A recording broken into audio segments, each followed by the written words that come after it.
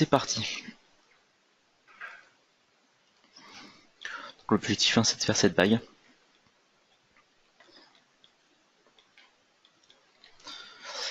Ou au moins de vous montrer la technique pour la faire. Donc, on va créer une nouvelle pièce.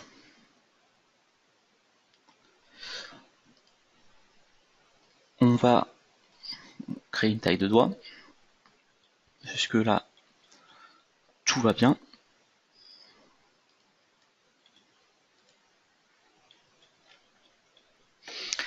Ensuite, on va mettre une pierre sur la pièce.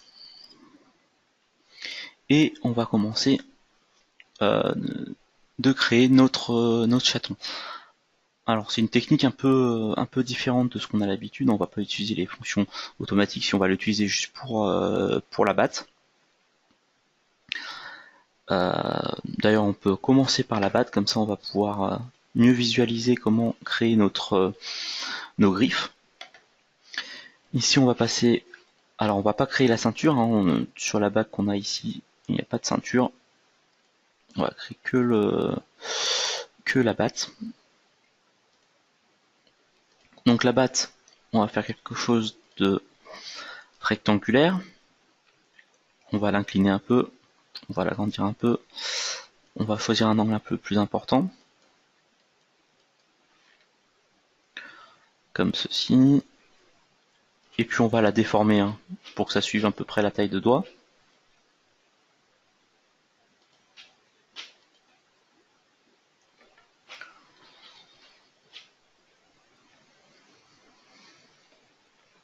Voilà. Donc là, je vais la descendre aussi un peu. Il faut qu'on soit au plus proche de la taille de doigt. Hop. Voire même, on peut la toucher légèrement et même passer un peu en dessous. Et après, on découpe notre batte. Si on dépasse comme ça, après, on fait un petit découpé suivant la taille de doigt. Comme ça, on est sûr d'être parfaitement aligné avec la taille de doigt.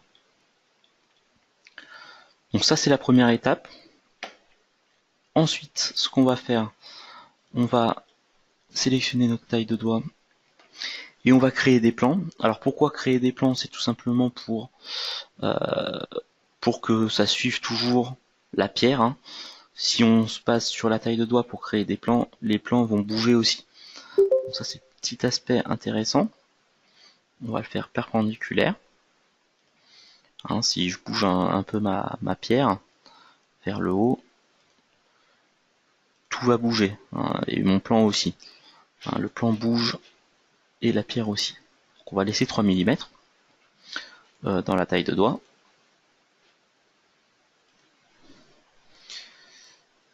Hop. Ah mince, j'ai bougé la pierre au lieu de bouger le plan. Ça c'est une erreur de ma part, c'est pour ça que le plan il n'a pas bougé. Donc ici, si je prends ma taille de doigt et que je change la hauteur de mon plan, alors on va faire quelque chose d'assez grand, on va voir que le plan ici va bouger également. Donc tout ce qui est sur ce plan va bouger. Donc ça va être une propriété intéressante si vous voulez changer la taille de doigt par la suite. Ça peut être intéressant.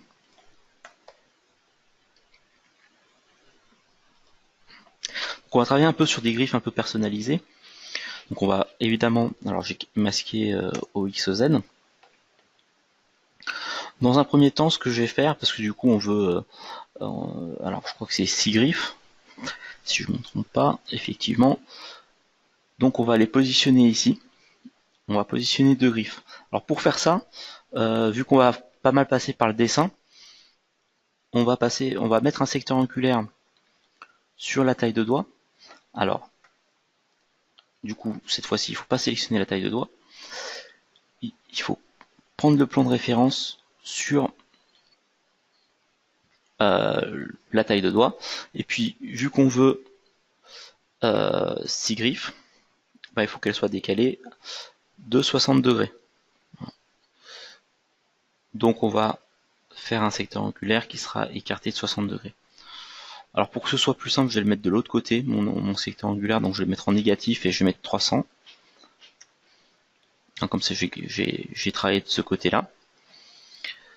Au niveau de la taille de mon objet, je vais prendre la pierre, voilà, ici. Et puis je vais me rapprocher au maximum de la pierre, je vais mettre 5%. Comme ça, on sera beaucoup plus proche de la pierre. Voilà. Donc cette courbe va nous permettre d'être bien, que mon point ici et mon point ici soient bien à 60 degrés. Comme ça, j'aurai un décalage de tous mes de toutes mes griffes de 60 degrés. Donc ensuite, on va sélectionner le plan. On va aller dans l'esquisse. On va prendre ce secteur angulaire, on va le ramener dans l'esquisse avec extraire des courbes. Donc ça, c'est une petite technique qui nous permet de ramener des éléments dans l'esquisse, et puis ça nous permet d'avoir des éléments de construction intéressants. Et on va utiliser une courbe symétrique par rapport au plan vertical. Et ici, on va décocher, fermer la courbe. Comme ça, vous avez quelque chose qui n'est pas fermé. Donc ça, c'est plutôt intéressant. Et ensuite, on crée notre élément. Donc évidemment, pour l'instant, on n'est pas totalement, on n'est pas bon, ce qui est normal parce que ce point-là, alors il est au bon endroit, mais le problème c'est qu'on est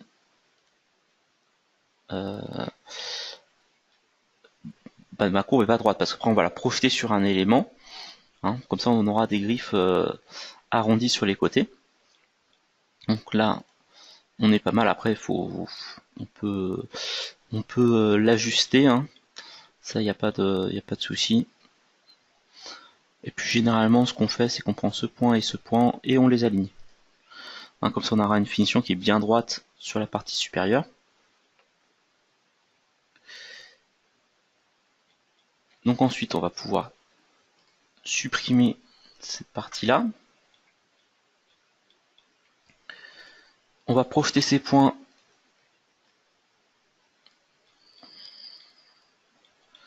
sur le plan.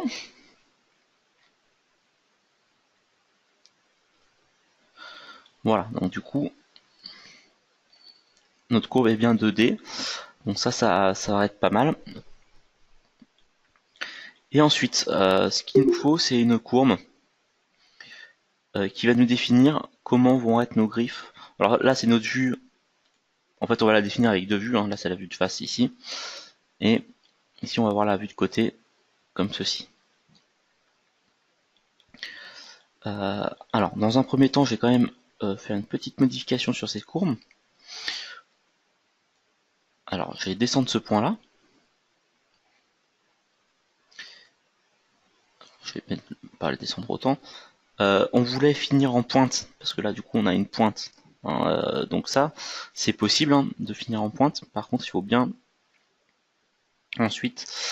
alors là, on va casser un peu la symétrie. Donc après, une fois qu'on a fait ça, on ne pourra pas trop modifier notre courbe. Ça, c'est le petit aspect, on va dire, négatif de la méthode. Mais bon, du coup, on va pouvoir avoir un point. Donc il faut bien que en X, il soit à 0. Donc du coup, je vais avoir la petite attention. Mais quand je vais transformer cette courbe en courbe NURBS, voilà, j'aurai une courbe parfaite. Voilà.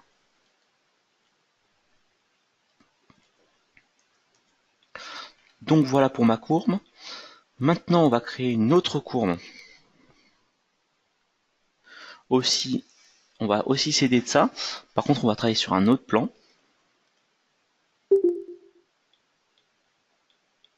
On va travailler sur le plan qui est masqué ici OYZ. On va aussi extraire le secteur angulaire. Ça nous permet en fait d'avoir le point qui est ici, qui est intéressant parce que comme ça nous permet d'avoir quelque chose de très propre. Et puis on va partir d'ici et puis on va faire un arc.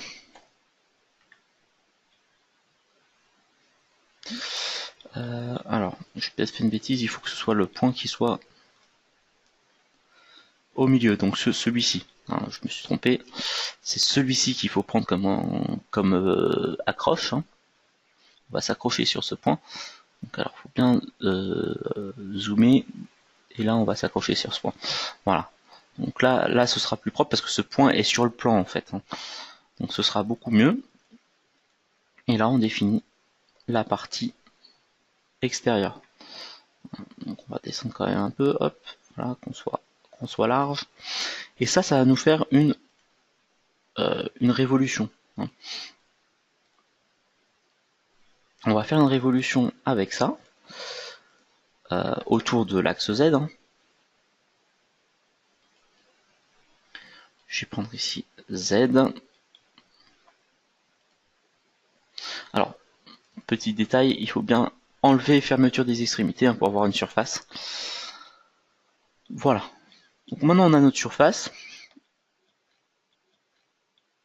On va projeter nos courbes. Alors, le secteur angulaire, après on peut le supprimer. Hein. On aura besoin d'un autre secteur angulaire. D'ailleurs, on peut réutiliser le même. Mais du coup, pour l'instant, on va prendre nos courbes et on va les projeter. Alors, je vais le mettre projeté dans l'autre sens. Voilà. Donc, vous voyez, mes courbes ont pris la forme de mon élément. Donc après, on peut toujours... Alors, le secteur angulaire, je vais le changer de position. Parce que du coup, on va enlever position donnée par l'objet, puis on va le mettre sur le plan OYZ. On va l'utiliser tout à l'heure pour faire une découpe. Hein, on peut le changer parce que de toute façon, ça c'est des esquisses, donc c'est pas paramétrique. Voilà. Bon, après, on peut très bien en créer un deuxième hein, de secteur angulaire. Voilà, donc on masque certains éléments. Alors celui-ci, ce qui va être intéressant, c'est de pouvoir le modifier, parce que du coup, peut-être qu'on descend un peu trop bas, hein, parce qu'on verra pas la pointe de notre élément. Alors ici, ce que je vous conseille, pour éviter d'avoir des soucis de symétrie, c'est d'utiliser les flèches du clavier. Hein. Voilà. Quand vous faites un coup vers la gauche, vous faites un coup vers la droite de l'autre côté. Voilà. Comme ça, on est sûr d'être... Voilà, tac. On est sûr d'être toujours symétrique. C'est très important de garder cette symétrie pour que la pièce soit le plus jolie possible. Et là, on est plutôt pas mal.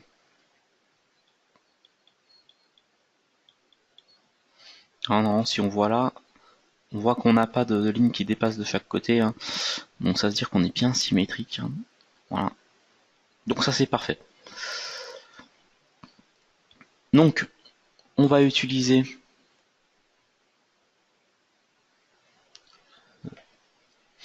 pour faire la coupole au-dessus, j'ai utilisé la révolution. Hein. Voilà. Pour faire voilà la petite coupe. Du coup je vais reprendre ici. Donc en fait avec une ligne comme celle-ci, en fait ça nous permet de faire quelque chose d'arrondi. Je pense que c'était ça la question. Ça permet de tourner autour d'un axe et de créer un solide. Voilà, tout simplement. Donc ça peut permettre aussi de faire des cercles-clos hein, sur des brillants, des choses comme ça. Après c'est uniquement cylindrique. Donc ici sur cette courbe là, on va aller sur multicourbe. Et là, alors comme vous savez, hein, si on fait juste valider ici, on va avoir des petits soucis parce qu'on a un angle vif. Hein, ici, ça va paraître très propre. Donc il faut bien cocher sur garder les angles saillants. Et du coup, là, vous allez avoir quelque chose de plutôt parfait. Voilà, 0,6, 0,7. Bon, après, là, vous choisissez la taille. Et voilà, on a nos éléments. Bon, là, c'est peut-être un peu mastoc, donc je vais aller sur du 0,7, je pense. Voilà. Il faut que ça rentre dans notre batte sans que ce soit trop... Bon, finalement, du 0,6 c'était pas trop mal. Voilà. Après ça, c'est juste une question de dimension. Ensuite, alors là on va passer dans du 3 shaper, alors c'est pas une obligation, on pourrait très bien dans le multicourbe aller dans le troisième onglet, hein, surtout si vous n'avez pas 3 shaper, donc du coup ça peut vous limiter. Là vous avez quand même la possibilité d'arrondir les parties supérieures. Évidemment si on fait ça, alors un petit souci de finition là-dessus, du coup ça arrondit les parties supérieures. Bon, l'objectif c'est de faire quelque chose d'un peu plus recherché. Voilà, on peut avoir des choses comme ça qui pourraient être intéressantes. Hein, voilà. Bon, là il aime pas l'angle vif. Hein. Mince, j'ai défait l'action et c'est pas ça que je voulais faire. J'ai enlevé. Hop, on va faire quelque chose de droit. Voilà. Donc il faudrait pas faire un angle vif à la base. Alors, si on veut faire un angle vif et utiliser la même méthode, il faudrait couper la courbe en deux et puis partir de chaque côté. Donc on va utiliser en fait 3 shapers pour arrondir la partie supérieure. Hein. Sachant qu'on peut aussi allonger chaque côté de la courbe pour aller plus haut.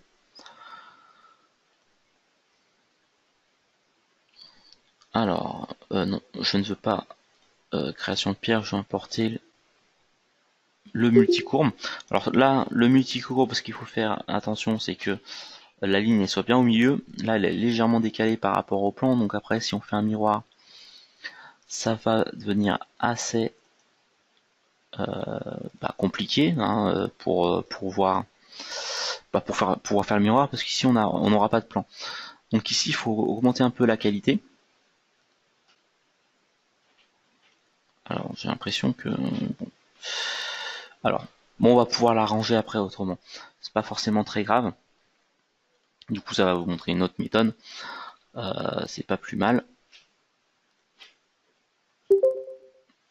Donc, ce qu'on va faire, c'est qu'on va en fait travailler sur un côté. C'est-à-dire qu'ici, on va sélectionner tous les éléments. Donc, c'est cet outil-là qui permet de faire une sélection pinceau. Hein. Donc là, je reste cliquer, puis ça me sélectionne toutes les faces sur lesquelles je passe.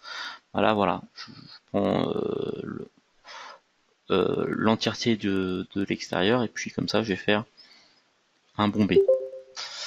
Le bombé, je vais prendre une extrusion. Je peux extruder. Une fois, ça crée une face. Une deuxième fois, ça crée une autre face. Et on peut casser, voilà, l'aspect ici. Après, ce qui est intéressant, c'est aussi de couper, parce que là, on va avoir des, je sais pas si vous voyez bien, mais ici, ça fait des petits, ça fait comme si on étirait de la matière. Alors, je vais peut-être sortir d'un coup ici, là, voilà, on voit qu'on étire de la matière. Donc, ce qui est intéressant à faire dans 3 Shaper, c'est de couper des arêtes. Alors déjà, on peut prendre ces arêtes là et on va faire des arêtes qui soient pas vives. Ici, on va du coup sélectionner toutes les arêtes autour. Alors soit avec cet outil, soit on peut utiliser aussi les outils qu'on a ici. Hein. C'est-à-dire que j'en sélectionne une. Alors oui, je suis en outil pinceau, donc hop. J'en sélectionne une et je sélectionne toutes les parallèles. Alors ici ça va peut-être pas fonctionner. Mais du coup ça fonctionne que sur les vraiment sur les parallèles. Là ce qu'on va plutôt utiliser, c'est plutôt le pinceau, c'est assez rapide. Et ensuite on va découper une fois, plusieurs fois s'il y a besoin. Et là on va passer en mode point. On va prendre le point du milieu, on va le surélever un peu. Voilà. Après, suivant ce qu'on a besoin, On va, si on veut, parce que du coup sur celle-ci, on a une petite pointe. Ça, on peut aussi le créer dans 3 shapers. Ici, on va peut-être prendre voilà, des faces ici.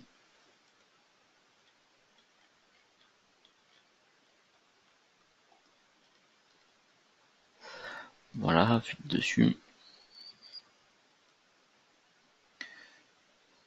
On va les avancer. Alors, il y a la ligne en dessous, donc ça nous permet de voir pour être à peu près symétrique de manière latérale. Et ensuite, bon, on va pouvoir diminuer la taille de ces faces. Voilà.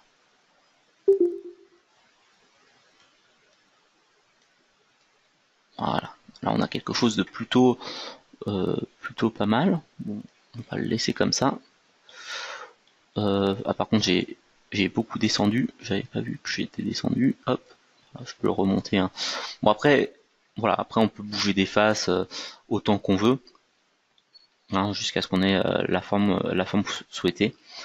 Après, bon, je peux très bien sélectionner ici ces faces et puis également monter un peu pour que ce soit un peu plus bombé parce que là, c'est vrai que c'est pas très bombé. Voilà. Voilà.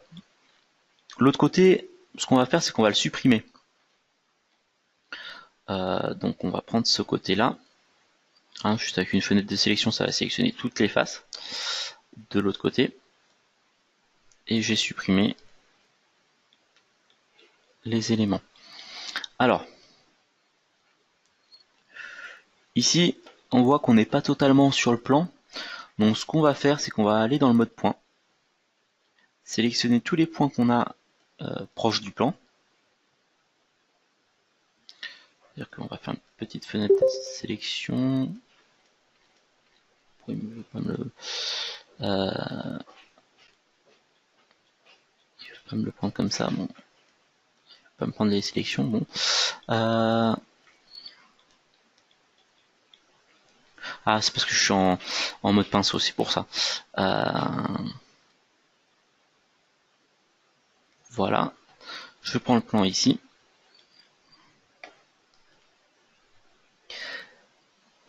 Ici, on a un support plan. On va le projeter de manière normale à la sélection. Alors, hop. Ah oui, du coup, le support, il faut que je le sélectionne. Voilà, donc là, c'est bien. Oui, ici, Z, et puis hop, voilà. Du coup, là, tous mes points vont être projetés sur le plan. Alors, normalement,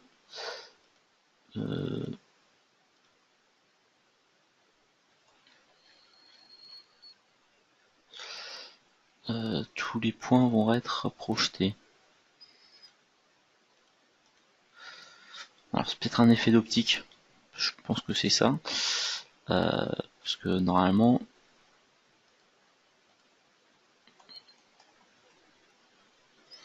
Ah non, j'ai fait une petite erreur. C'est qu'en fait le plan il faut définir sa taille. Voilà, donc ça c'est la zone où on peut travailler. Bon, ça peut ça peut éviter des erreurs, mais du coup là du coup j'étais mal parti. Hop, donc du coup il faut bien sélectionner tous les points. Et là maintenant, donc quand j'ai zoomé ici, si je mets normal à la surface, tous les points vont se mettre sur le plan. Hein, ça va nous permettre de faire un miroir et puis de bien les souder. Donc voilà, donc on a notre élément. Alors, petite astuce, si on les soude,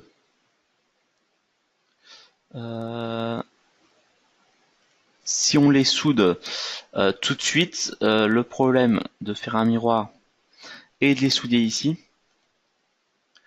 je vais vous montrer, on va perdre la pointe.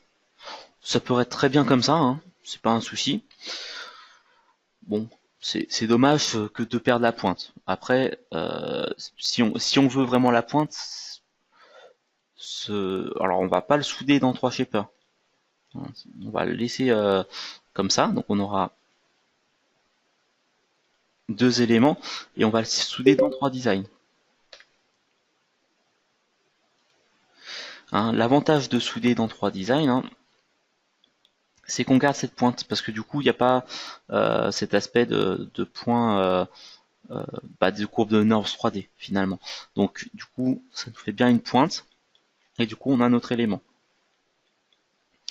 Donc maintenant on va devoir dupliquer, alors je vais sauvegarder quand même.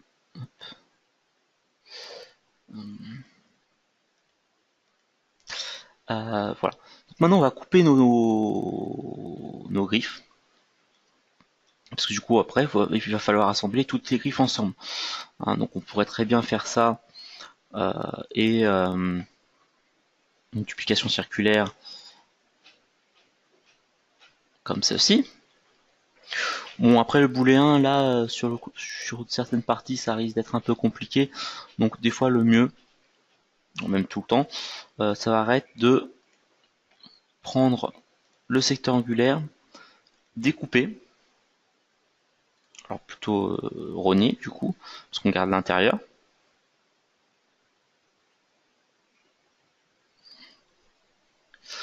Voilà, comme ça on va pouvoir les accrocher.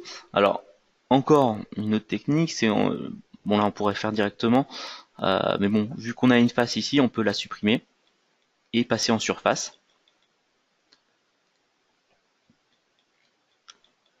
Hein, comme ça cette partie là, on est sûr que là si on n'a pas de souci quand on fait notre soudé maintenant, à cet instant là, c'est qu'on a réussi à bien travailler proprement. Voilà, on soude et on a bien un solide. Parfait.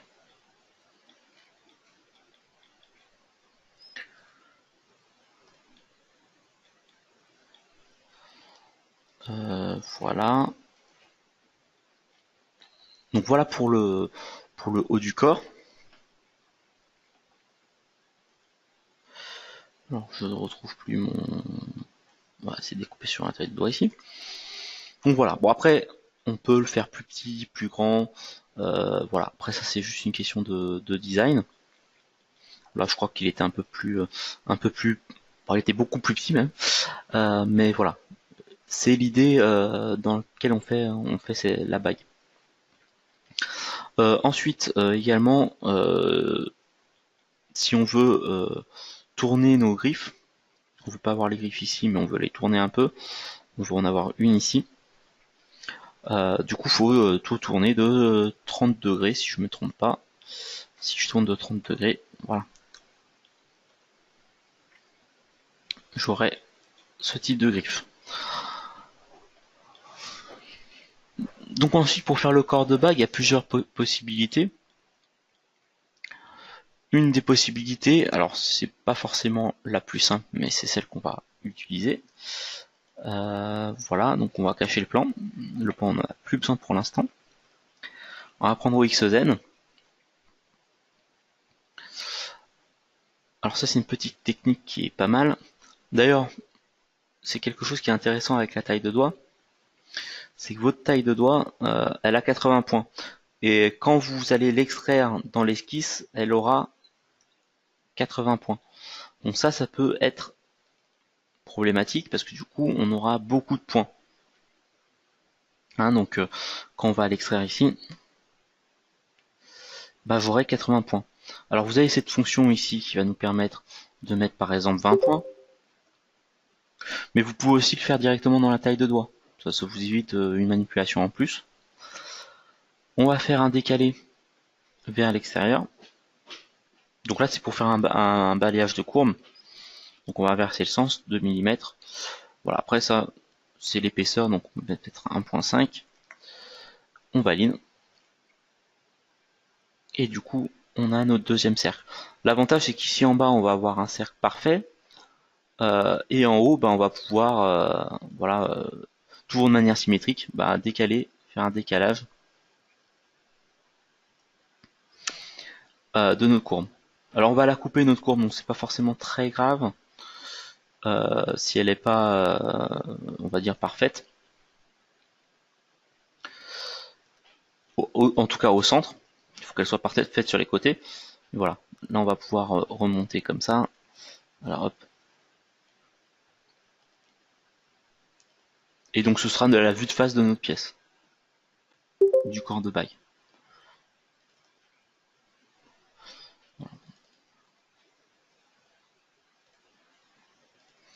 Après le but c'est d'être un peu près symétrique. Hein.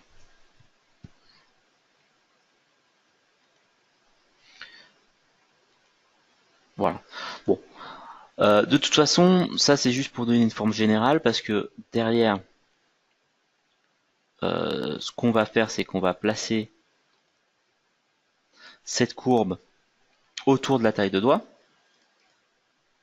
Donc c'est pour ça, c'est pas forcément très grave parce que derrière on va utiliser des fonctions qui vont suivre la taille de doigt. Hein, ce sera toujours beaucoup mieux. Ici, voilà. Donc cette courbe là finalement, elle n'a pas besoin d'être à l'échelle, mais c'est quand même un peu mieux. Donc là, je vais pouvoir mettre 1.5 en bas, 1.5 sur le côté, et sur le haut, par exemple, 2.2.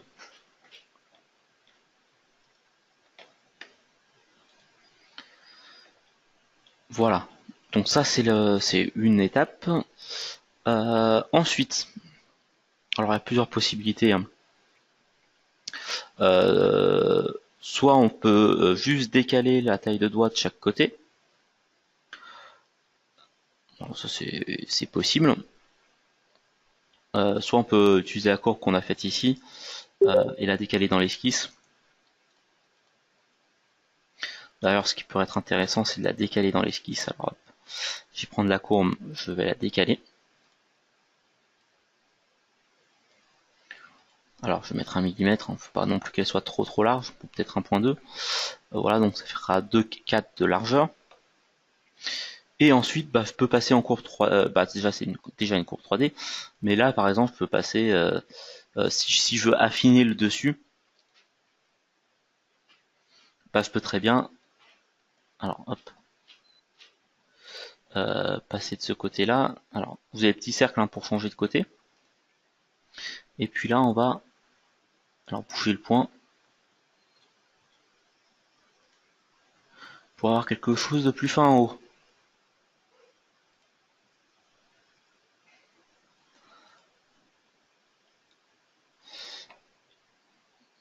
Voilà, bon. Du coup, il fallait faire la même chose de l'autre côté. Il fallait travailler en symétrie. J'ai pas travaillé en symétrie. Donc, c'est pas très bien. Alors. Hop, on était à 1.2 normalement, donc tous doivent être à 1.2. Alors celui-ci c'est bon, mais celui-ci on va mettre par exemple 0.7. Après on peut mettre des valeurs exactes, comme ça on est toujours symétrique. Voilà. Et là 1. Et là 1. Voilà. Donc ça peut permettre d'avoir un petit quelque chose un peu plus recentré sur le milieu. Par contre, alors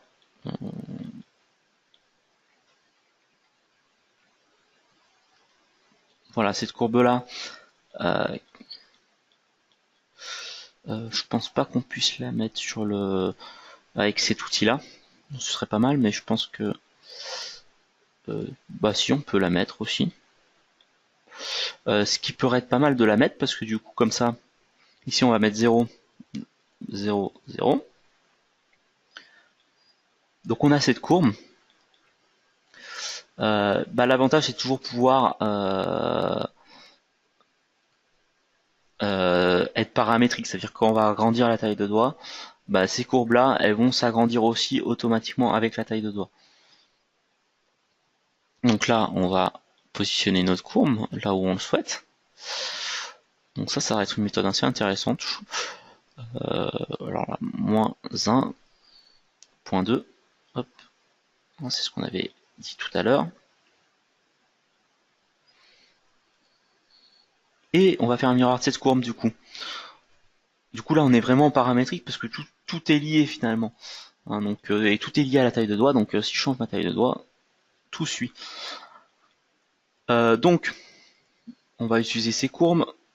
Alors, dans un premier temps, alors on a deux choix là. Dans le cas présent, soit on va faire directement le balayage là-dessus et après on coupe avec un secteur angulaire. Soit on va couper les courbes et après faire le secteur angulaire. Alors le plus simple, ça arrête de juste de couper nos courbes avec le secteur angulaire, donc c'est ce qu'on va faire. Donc du coup, on va faire notre secteur angulaire. Diamètre donné par l'objet, on va mettre 0%. Alors bon, ça c'est 10%, ça c'est pas un souci. Et l'objet c'était la pierre. Voilà. Ensuite, il y a aussi ici, on peut choisir d'avoir en fonction de l'objet, comme ça, pareil, hein, si on fait des petites modifications ici, que c'est plus grand, plus petit, bah du coup le secteur angulaire va s'adapter. Ici on va mettre 5%, voilà, comme ça va être assez proche. Et sur ces courbes là, on va utiliser un balayage. Et ce que j'ai oublié, bah, c'est évidemment de faire une section. Hein. S'il n'y a pas de section, ça risque d'être compliqué. Donc voilà, on fait notre section. La taille est pas importante parce que du coup elles sont gérées par les courbes. Hein. Donc toutes les courbes vont gérer en fait voilà, cette section va être mise entre les trois courbes. Donc ici on va mettre ici la section. Valider. Et là on voit que bah, en faisant ça, bah, on a resserré le dessus, donc ça fait un petit effet assez intéressant. Hein, comme ça on n'a pas toujours la même largeur. Ça s'affine sur la partie haute pour mettre en valeur la pierre. Et en fait ce secteur angulaire, bah, on va couper notre élément avec des coupes erronées. Et puis ensuite on va faire un petit bombement multiple de chaque côté. Alors, on n'est pas obligé, on aurait pu le faire arriver plus proche, mais du coup un petit bombement multiple ça fait quelque chose de plus fini. Voilà, on peut faire sur 1 mm, sur moins. Voilà. Si ça passe pas comme ça, bon là ça passe donc il n'y a pas de souci. On peut très bien rajouter des nombres de 150 points par exemple. Hein, des fois jouer sur cette valeur, ça va jouer sur votre sur la qualité de votre élément. Voilà. Donc après, du coup, on peut jouer sur le contour de bague pour, là par exemple, je suis peut-être un peu bas, donc je peux peut-être le remonter un peu. Ici, je vais mettre un 1.7. Voilà. Bon, je vais mettre 2.6. Hein. On va mettre des valeurs précises. Voilà. Bon après, c'est plus ou moins joli. Hein. Voilà. Donc, voilà pour faire la pièce. Bon, c'est une pièce qui est quand même assez technique. Il y a pas mal de petites techniques intéressantes.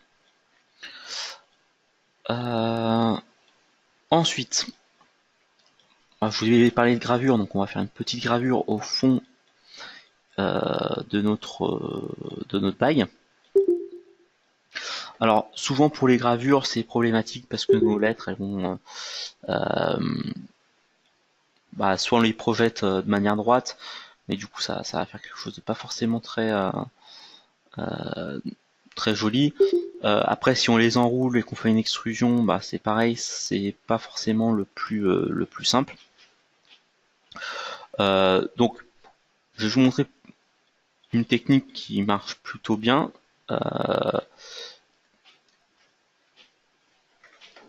Donc on va mettre nos textes.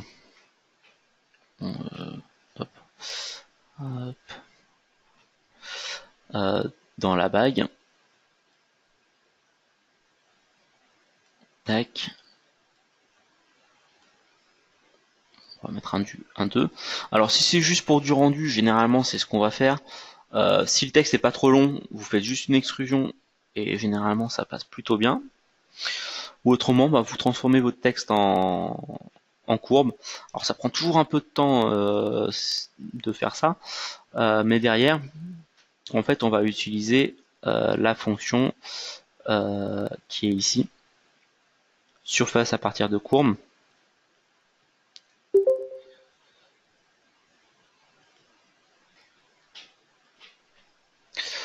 Voilà. Puis on va faire des surfaces en fait. Ça c'est très pratique parce que les surfaces on peut plus facilement les enrouler sur un élément. Hein, donc après on continue. Voilà. Alors moi j'ai un raccourci que je me suis créé, c'est CTRL B, donc ça va un peu plus vite.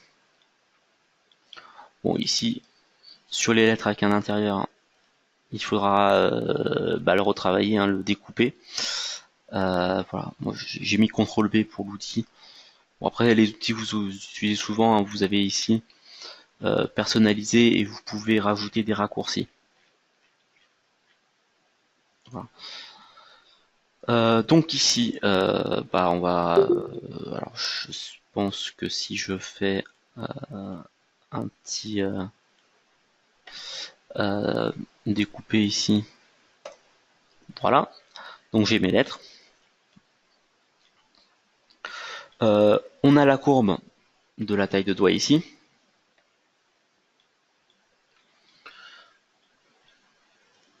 Alors, faut que je prenne la taille de doigt, vous la prendre dans l'arbre parce que là, du coup, on a pas mal de choses. Alors, ici, on a plusieurs choix. On peut couper la courbe. On peut aussi utiliser modifier des courbes, qui va permettre de tronquer la courbe. Par exemple, si je mon texte de là à là. Voilà, c'est une méthode rapide pour le faire. On va tronquer notre courbe. Et du coup, on va pouvoir... Alors, si je fais ça, quand on coupe une courbe, on perd la référence. Donc il faut pas oublier de lier au support. Le support, c'est la surface ici. C'est le bonbon multiple, hein, vu que c'est la dernière fois qu'on a utilisé. Et maintenant, on peut déformer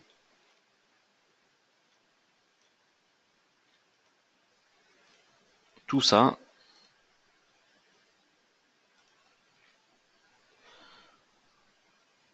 Sur la courbe, modifier des courbes. Et en plus, ça va prendre l'espace que vous lui donnez. Hein, donc ça va l'étirer un peu ou pas. Après, vous pouvez toujours aussi dire limiter à la taille de l'objet, et du coup l'objet va être limité. On peut choisir le milieu de la courbe. Et à partir de ce moment-là, déjà vous avez, vous voyez déjà les lettres.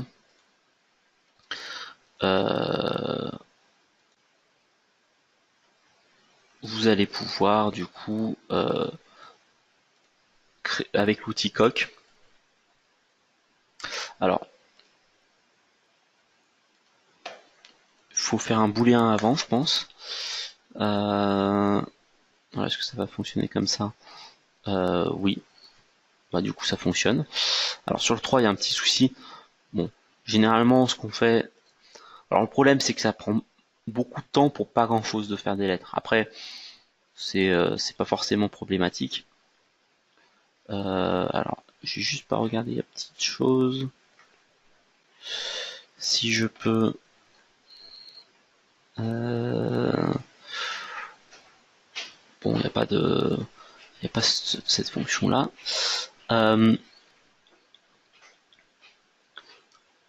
Donc, du coup, le mieux, c'est tout simplement de les séparer. Donc, comment on sépare les lettres? C'est avec dégrouper. Puis du coup, là, on va faire nos coques une par une. Bon, il faut que ce soit dans le bon sens, il faut que ce soit vers l'intérieur pour le coup. Bon, là, j'ai pas de raccourci là-dessus. Et voilà, ça pourrait être intéressant d'en avoir. Sachant que la coque, on peut la faire que dans un sens pour l'instant. Donc du coup, s'il y a des petits morceaux qui restent au-dessus, faut refaire une coque, mais dans l'autre sens. C'est-à-dire, au lieu de décalage interne, vous faites décalage externe.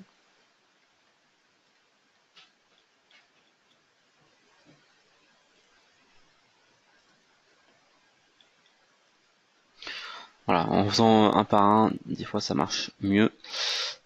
Et là, on voit que il faudrait que je fasse mes coques aussi dans l'autre sens. Parce que du coup, sur certaines lettres, ça passe pas. Voilà. Bon, ça c'est juste. Donc ça, c'est vraiment si vous n'êtes pas obligé de on va dire de le faire physiquement, vous pouvez aussi juste laisser finalement les surfaces, ce qu'on vient de faire juste maintenant. Vous laissez les surfaces, vous mettez une autre matière et ça vous met l'aperçu. Hein. Parce que bon, faire ça c'est un peu long, surtout si derrière vous n'allez pas l'imprimer comme ça. Si c'est juste pour du visuel, vous embêtez pas avec ça. Euh, voilà. Tac. Hmm.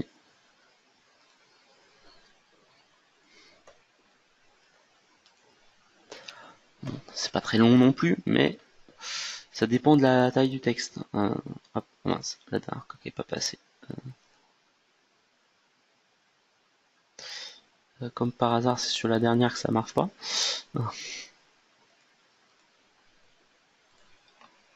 Non, c'est juste que j'avais pas sélectionné la bonne chose, je pense.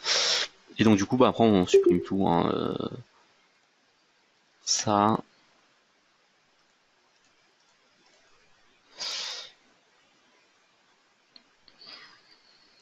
on fait un poulet à moins et puis on enlève toute la matière. Voilà. Donc on a notre gravure. Euh, Sachant que si c'est juste pour du rendu, faut pas trop s'embêter avec ça. D'ailleurs, généralement, ça arrête pour du rendu, ce genre de choses. Alors du coup, bon, je vais faire défaire. On va tout défaire. Pour vraiment, pour juste du rendu, je vais vous montrer la technique comme ça.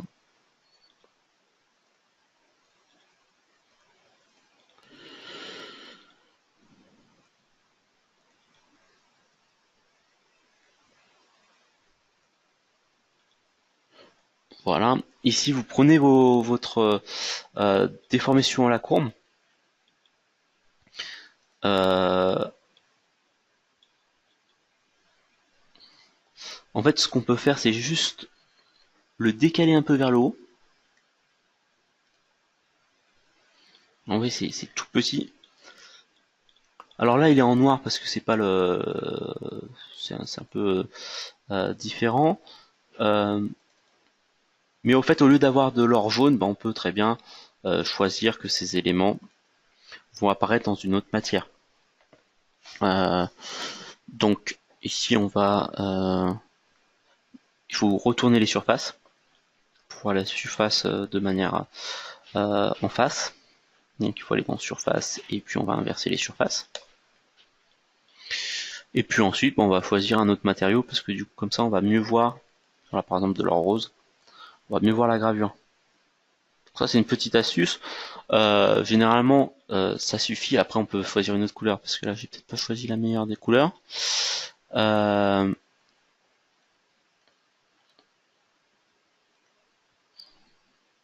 Peut-être de l'or blanc. Ou même après, on peut mettre du plastique. Hein. Bon, après, ça dépend.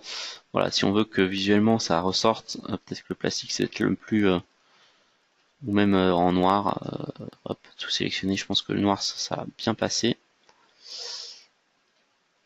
Voilà. Maintenant c'est en plastique noir. Voilà. Donc voilà. Si c'est juste pour montrer à un client l'aspect avec la gravure, ça peut être intéressant juste de créer des surfaces et vous montrer euh, cet aspect-là.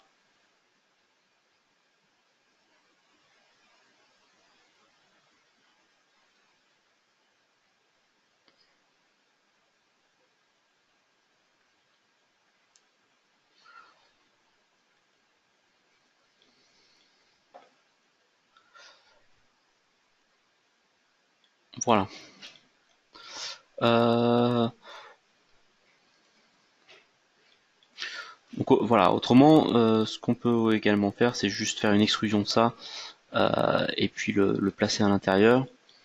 Une autre technique qui peut être intéressante, hop, du coup je vais revenir sur mes lettres qui sont ici.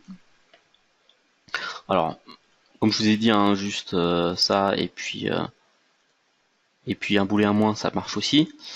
Autrement, on peut aussi faire ça d'1 mm et ensuite faire un enroulement.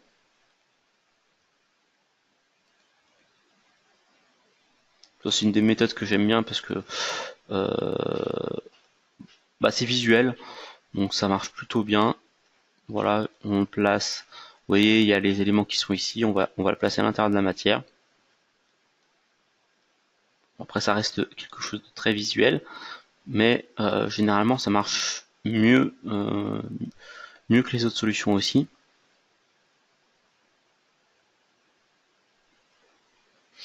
Voilà. Et puis du coup, je pense que j'ai pas choisi le bon angle parce que là, du coup, c'est écrit en miroir. Bon, mais du coup, ça, c'est quelque chose qui peut fonctionner.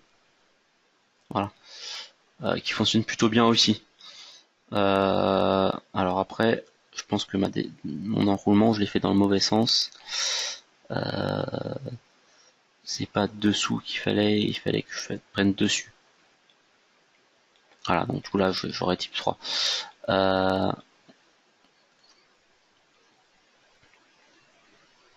Ça dépend si on veut graver à l'intérieur ou à l'extérieur. Hein. Voilà, tout simplement ici on a notre texte. Donc ça aussi, ça peut fonctionner assez facilement. Vous faites votre extrusion et puis après vous l'emmenez. Si votre extrusion ne marche pas,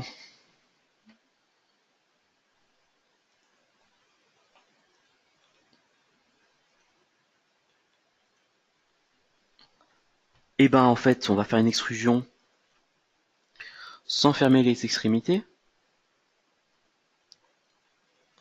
Donc ici, on ne ferme pas les extrémités. Donc du coup, on a une surface et ça, c'est beaucoup plus simple à déformer. Et on va pouvoir, alors du coup, j'ai toujours mon modifié de courbe. Donc je vais pouvoir le mettre dessus. Donc mon modifié de courbe ici, je vais mettre ça sur mon modifié de courbe. Vu que c'est des surfaces, après il faut le fermer. Alors il y a pas mal de problèmes avec les lettres parce que c'est des choses qui sont pas créées pour la 3D. Hein, c'est pour ça qu'on trouve des techniques un peu plus compliquées. Et ensuite, on fait un décalage de notre taille de doigt à l'intérieur et à l'extérieur. On fait un magique solide. Et du coup, nos lettres seront en solide. Donc ça aussi, c'est une technique qui peut être aussi intéressante.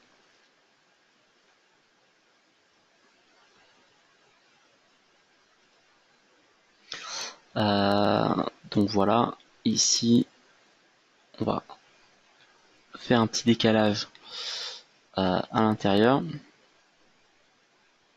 Par exemple, de 0,3. Un décalage. Donc, modifier court, c'est quand même quelque chose qui est très utile. Hein. Vous pouvez faire pas mal de choses avec. Et puis là, du coup, on va faire la même chose, mais vers le bas. Et du coup,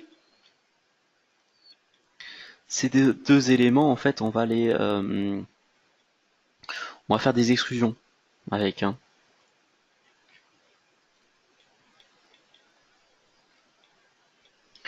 Donc là, on va pas fermer les extrémités.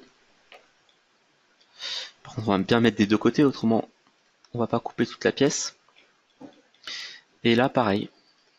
Voilà, des deux côtés.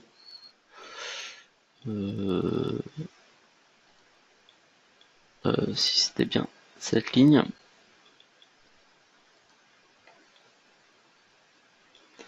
Non, c'est pas celle-là, mais c'est pas grave. Si c'est pas très bon parce que ce sera pas ce sera celle-ci.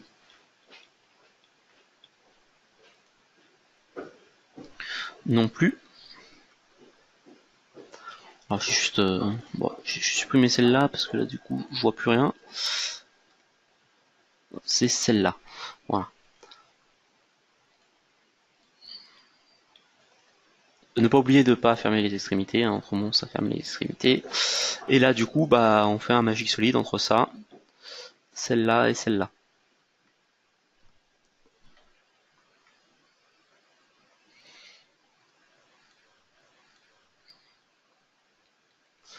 Et on fait un Magic Solid. Bon après le seul problème c'est le P parce que du coup il y a une forme intérieure donc il faudra aussi enlever la forme intérieure. Voilà. Euh, voilà les différentes méthodes qu'on peut avoir. Après c'est des méthodes qui sont pas forcément simples et voilà la plus-value sur une pièce ça va pas forcément être très important. Mais voilà il y a plusieurs techniques pour le faire. C'est vrai que le Magic Solid marche très bien, c'est la méthode la plus, on va dire, la plus propre. Par contre, s'il y a des formes intérieures, après il faut refaire les formes intérieures et enlever les formes intérieures.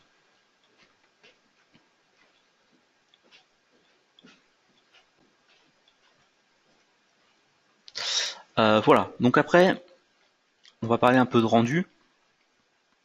Euh, pour faire des rendus comme celui qu'on a vu ici, en fait, il faut travailler beaucoup euh, sur la partie qu'on a dans 3 Design.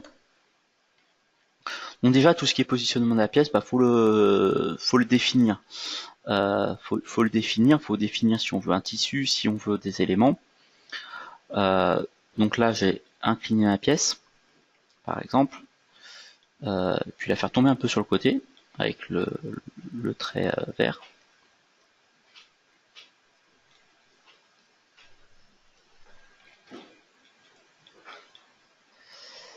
Ici. Ensuite, ce que j'ai fait, c'est en fait j'ai utilisé tout simplement 3 shapers hein, pour hop. J'ai pris un plan hop qui est ici. Avec 3 shapers, en fait, on crée une surface qui va passer à l'intérieur de la pièce. Donc on utilise quelque chose comme ça et on crée une surface. Voilà, qui remplit la pièce.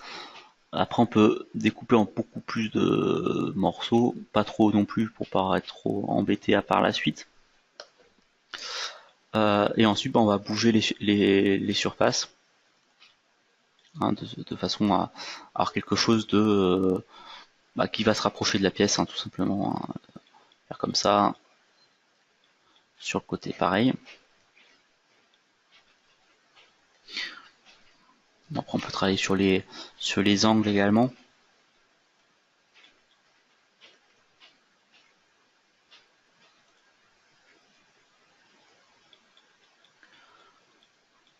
Hein, après il faut monter de façon à que ça touche le plus, qu'on soit au plus près de la pièce. Hein, voilà, là on touche pas.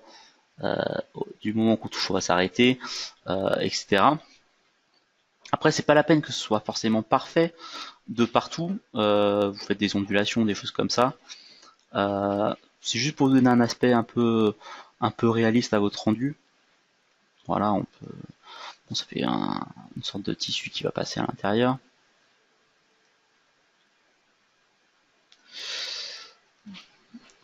Voilà. Donc voilà, vous créez une surface et cette surface, en fait, vous allez la voir aussi dans le rendu. Bon après, ça demande un peu plus de travail, mais l'idée, elle est là. Et puis après, bon, on essaie de coller au maximum ici. Après, bon, on peut pas forcément être parfait partout, donc voilà, ce sera un peu des compromis hein, des fois. Euh, hop. Ou après, c'est passer beaucoup de temps dessus. Je vous conseille pas forcément de passer forcément beaucoup de temps dessus, mais voilà, ça pourrait être utile.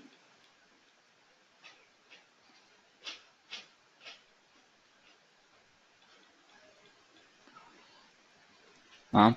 Si on fait de la vidéo, il faudra être beaucoup plus précis parce que du coup, là par exemple, si je prends mon image comme ça, il n'y a pas de souci. Par contre, en vidéo, si je passe comme ça en vidéo, je vais voir qu'il y a un trou. Donc du coup, si on fait de la vidéo, il faudra être un peu plus précis hein, sur votre dessin. Bon là, on va le faire comme ça.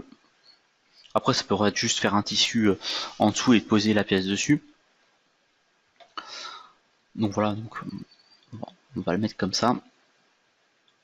Hein, on essaiera de faire un rendu. Après, il faut se positionner de façon à que la pièce qu'on a faite corresponde à ce qu'on veut. Et également, quelque chose qui est intéressant, c'est de pouvoir ajouter voilà, des éléments comme celui-ci. Donc là, il faut que j'enlève, je pense,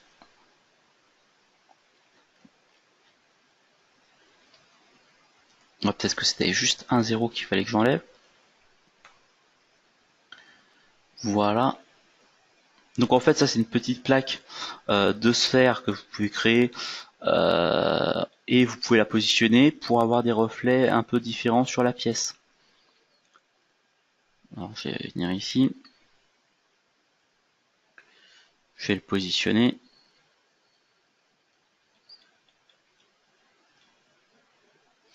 Hein, si on va avoir des reflets, alors hop, on va le tourner. Alors après, faut pas qu'on soit trop loin, en même temps pas trop près, parce qu'autrement on va avoir trop de reflets des sphères un peu de partout. Voilà, on peut faire un mur de sphère directement en face comme ça. Alors on peut le positionner ici, ici, et en fait on va pouvoir mettre des couleurs sur ces sphères pour donc pour que ça se reflète sur le métal de la bague. Bon, ce sera beaucoup plus simple de ce qu'on voit ici, hein. Après on peut très bien, si on veut plusieurs pièces, il faut dupliquer cette partie en 3 ou 4 parties par exemple, ou même faire des surfaces différentes, etc.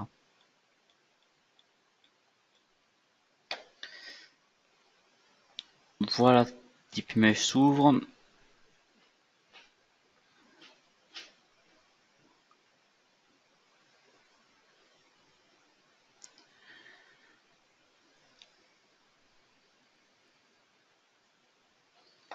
Bon, truc qui s'ouvre. Voilà. Bon, alors j'ai fait une petite bêtise. Prévisualisation. C'est que les sphères, en fait, le bas des sphères doit être au même niveau que la pièce. Autrement, ça pose un petit problème, c'est que la pièce elle vole, il faut la redescendre après, et c'est toujours mieux de tout positionner dans 3Design et pas dans Deep Image. Donc ça, je vais le revenir, je vais le remonter, voilà. On peut même le monter plus haut et puis le tourner, hein. Voilà. Ça peut être aussi intéressant. Voilà, tac. C'est comme si on avait un éclairage un peu plus réaliste.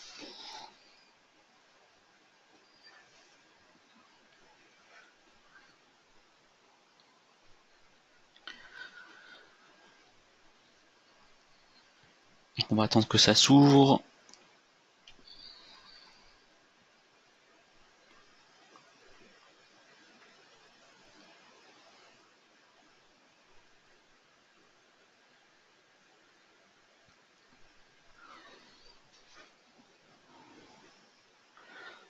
Voilà.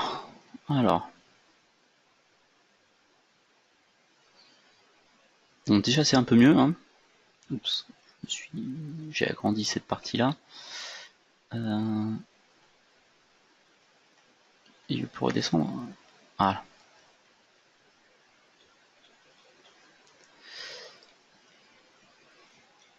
Dans un premier temps, ce qu'on va faire, c'est qu'on va s'occuper des sphères. C'est-à-dire qu'ici, on va placer des sphères. Alors, ce que j'aime bien, c'est mettre de la céramique, comme ça on voit bien, de différentes couleurs. Donc, on peut avoir du bleu, on peut même éclairer un peu plus la scène, hein. Alors, hop. Des fois, il faut passer en mode view et puis revenir. Voilà. Et puis ça va apparaître. Ici, on peut mettre du blanc, on peut mettre du jaune, etc. Toutes les couleurs que vous voulez qui se reflètent sur la pièce. Et aussi, ça va aussi peut se refléter sur la pièce. On va mettre un peu de jaune, etc. Vous mettez toutes les couleurs que vous voulez. Ça va pas, voilà, il n'y a pas de limite. Vous mettez du moment que ça se projette bien sur la pièce, et puis après on peut mettre du gris. Et en fait, ensuite sur chaque, alors je sais pas pourquoi je suis obligé de faire ça à chaque fois, mais voilà, sur chaque sphère, on va éditer le matériau, on va lui rajouter une lumière. Bon, ça peut être 0.3, mettez pas forcément beaucoup, autrement votre pièce va être très éclairée et voilà avec une couleur un peu particulière. Elle sera bleue au lieu d'être voilà de la couleur du métal. Ici on peut mettre 0.4, allez on va tout mettre à 0.4 juste pour vous montrer. Du coup il faut aussi mettre la couleur, alors la couleur est pas obligatoire, la couleur du matériau, mais j'aime bien mettre la couleur du matériau. Ici 0.4, on va mettre du gris, hop, un peu du bleuté comme ça, et puis ensuite on a le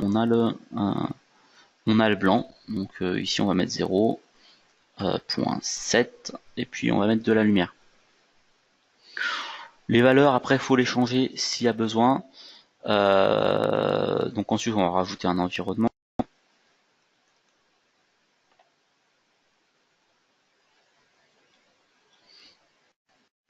Si on arrive à s'arranger à pas voir les sphères, c'est pas mal.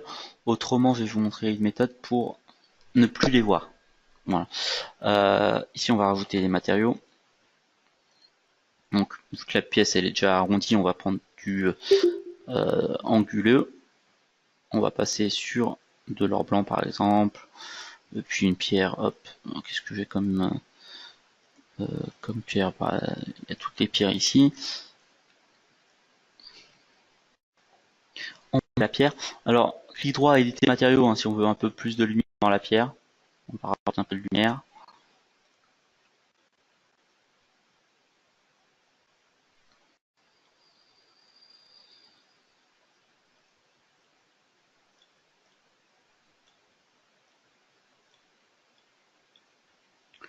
Et là en fait ce que j'ai créé, c'est ces petits reflets.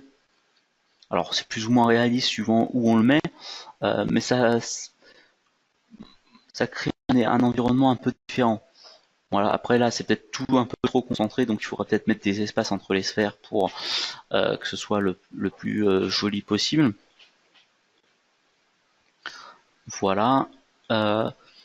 Également quelque chose qui pourrait être hop, voilà, intéressant. Alors pour cacher les sphères d'ailleurs, je vous ai dit qu'on pouvait les cacher.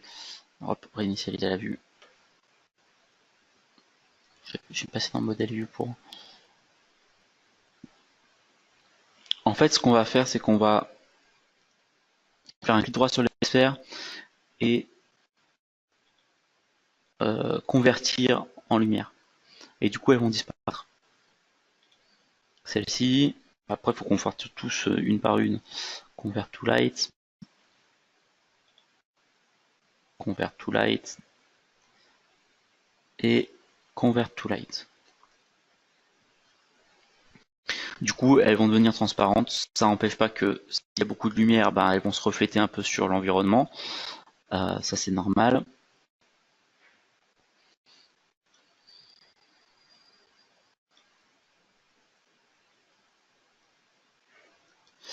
Donc ici, ensuite, il faut se positionner pour le rendu.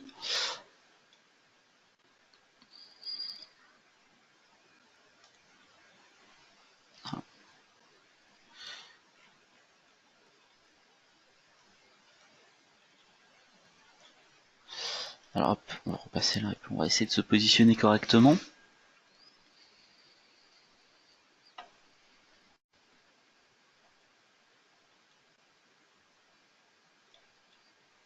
J'ai un petit problème avec ma souris.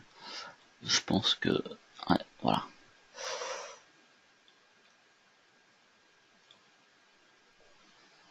Et puis après on va zoomer un peu sur la pièce. Donc après ici, faut mettre un tissu. On peut aussi mettre un tissu sur l'environnement, comme ça tout va être dans le même style. Hop, on On va utiliser un peu ici.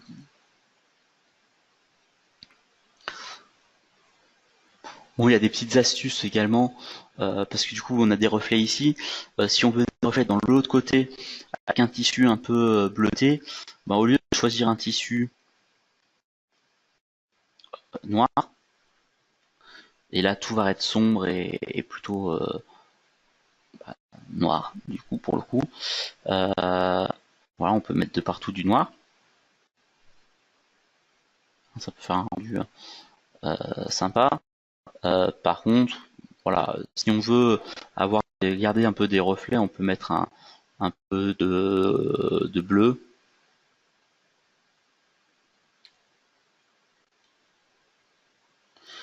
Voilà, ça va faire ressortir. Alors là, bon, ça fait beaucoup trop de reflets, hein. Je dis pas que c'est forcément le plus intéressant. On peut avoir un petit gris, euh, voilà, d'un côté et du bleu de l'autre.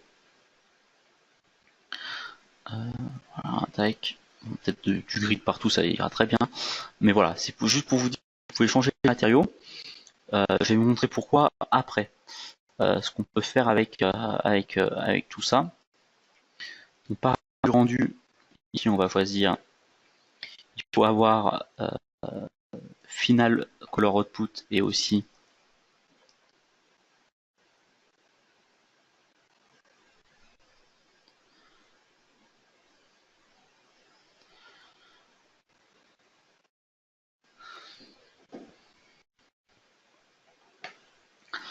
euh, on va prendre la surface idée.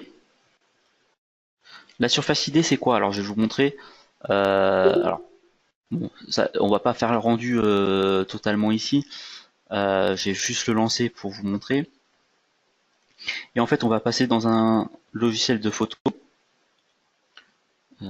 Alors est-ce que voilà. Ici en fait ce qu'on cherche à faire euh, c'est, alors est-ce que je vais essayer de trouver la bonne image.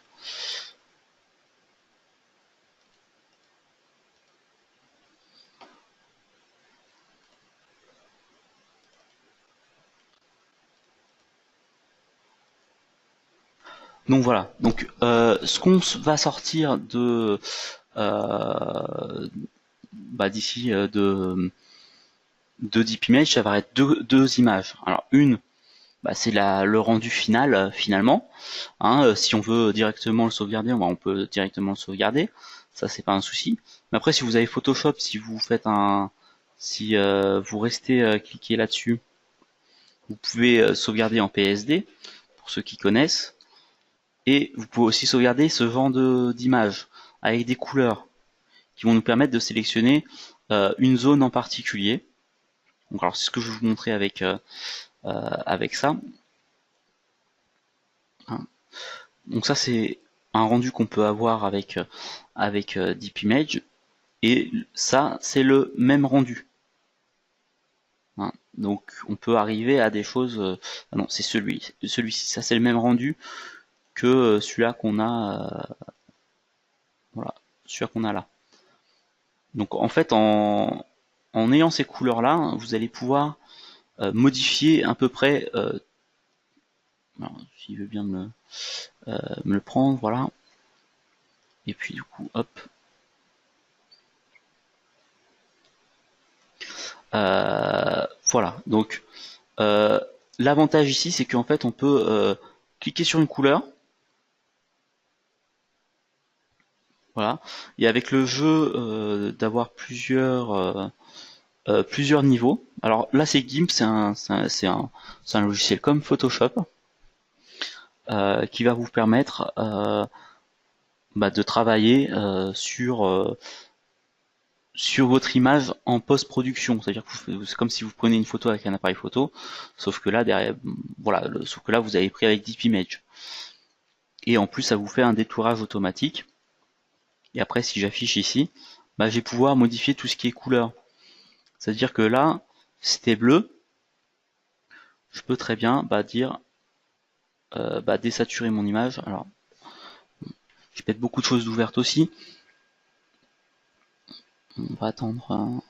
Hop, voilà. Ici, on va le ramener ici. Et voilà, je peux très bien avoir du noir, donc je peux très bien le modifier. Après, il y a beaucoup de paramètres à gérer. Donc ici, on va mettre 0,233 par exemple. Voilà, et je peux gérer ça. Si par exemple ma pierre, je veux plus de lumière, plus de couleur, je veux plus de saturation quelque part, ça va être intéressant de pouvoir sélectionner la pierre, revenir ici et dire bon ma pierre elle me plaît pas trop parce qu'elle est pas assez lumineuse, je vais retravailler sur les couleurs.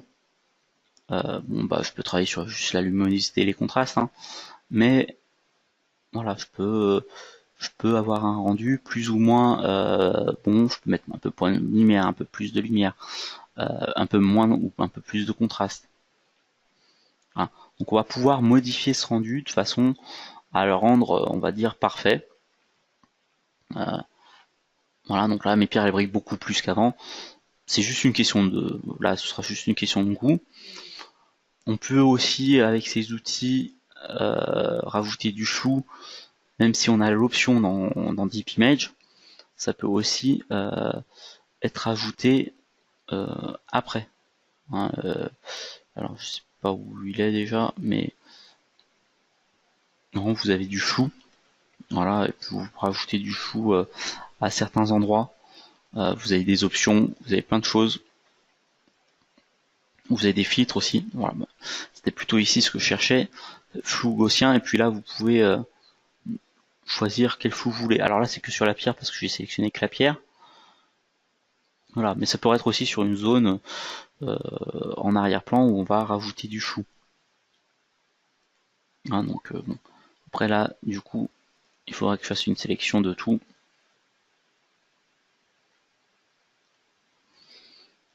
Voilà. Donc Deep Image, on va dire, c'est pas la fin de tout le projet. On peut ensuite après aller dans un autre logiciel pour voilà. D'ailleurs, GIMP c'est un logiciel gratuit, hein, donc il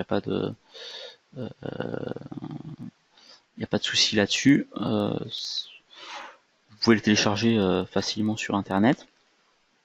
D'ailleurs, il y a du tuto. Je suis pas spécialiste dessus, mais du coup, c'est vrai que c'est un outil qui peut être très intéressant pour encore améliorer vos rendus, aller un peu plus loin dans l'amélioration. Voilà, on peut rajouter un flou sur votre fenêtre, et puis ensuite on a des outils pour enlever le flou sur une certaine partie, pour finir avec une qualité comme on a ici. Hein, je suis parti de la même chose pour faire ça, hein. Donc voilà, donc c'est totalement faisable avec Deep Image, et après un peu de retouche photo, comme si on retouchait une vraie photo.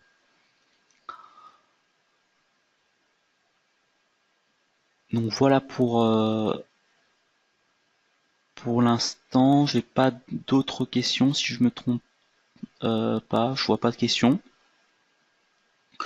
Pour les personnes qui ont eu des problèmes de connexion, de choses comme ça, du coup on va de toute façon refaire la vidéo, pas refaire la vidéo, mais vous l'envoyer avec un mail qu'on fait à chaque fois après les ateliers.